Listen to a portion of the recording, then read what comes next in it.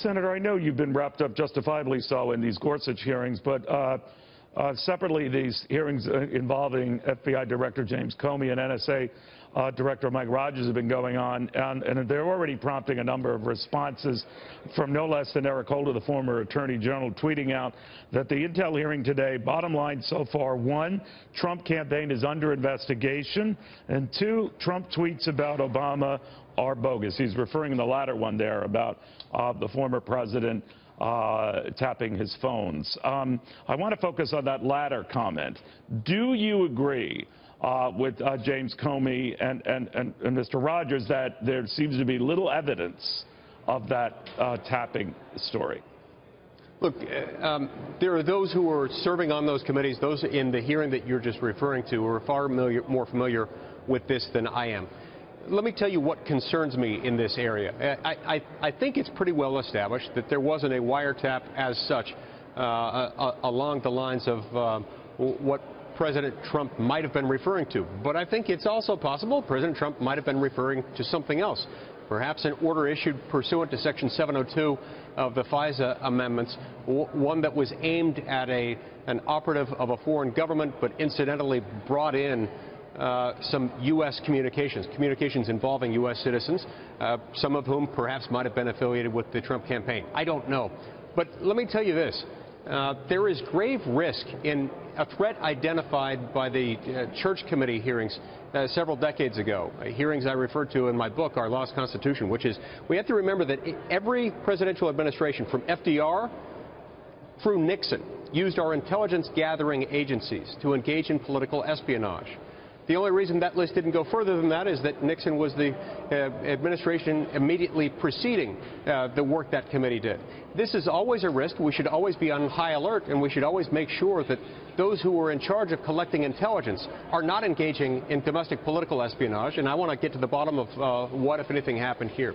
Do you think that there's so little evidence to support the wiretapping charge that President Trump raised that now you're being the most judicious and polite about it, sir, but I mean, many of your colleagues are saying the president is wrong? Wrong. What do you say? Well, look, if we're talking about an actual wiretap, a Title III wiretap, that does not appear to have happened here. So why would the president say that? It does make you wonder why he would say it. Look, sometimes people use imprecise language. Sometimes people use terms of art to refer to something else. I don't know what the president was referring to. I have no idea. I doubt he would say something like that unless he at least thought something was occurring in that vein. But I'm not going to speak for him. You're going to have to speak to him and to his staff. But what I'm saying is we shouldn't be too quick to assume that everything going on within the federal government is harmless, to assume that there isn't political espionage going on. So I would like to get to the bottom of it, and I'm not willing to assume that simply because there does not appear to have been a Title III wiretap, that necessarily means that nothing happened here. The only reason why I mentioned that, sir, not to badger the point, is that many have argued that that comment, that charge, whether genuinely felt or passed along to the president, has now hurt his agenda up on the Hill. It's complicated the health care passage. It's also complicated, maybe even delayed the tax cut stuff. Do you agree with that? It certainly hasn't helped, but I want to make very clear that the fact that this statement was said shouldn't slow anything else down. We should pay careful attention to this comment. We should look into what, if anything, is behind it. But in the meantime, we do need to focus on repealing Obamacare. We do need to focus on achieving real, lasting tax reform for the American people. We do need to focus on whittling down the burgeoning administrative regulatory state, which is costing American consumers $2 trillion a year, the overwhelming majority of which is borne by poor and middle-class Americans, who pay for those regulatory compliance costs through diminished wages, unemployment, underemployment, and higher prices on goods and services, everything they buy.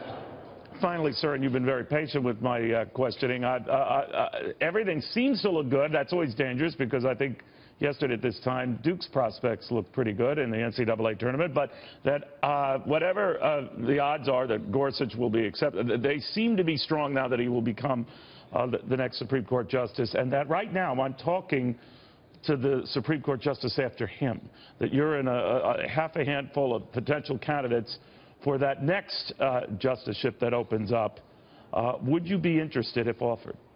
Look, anybody who has watched the Supreme Court throughout his entire life, like I have, would be disingenuous if they said anything other than yes, absolutely. If asked, I'd consider it, and would be honored to even be considered. You know, that is such a straightforward, honest answer. I'm flummoxed, Senator, but thank you. Very good seeing you again. I appreciate it. Thank you.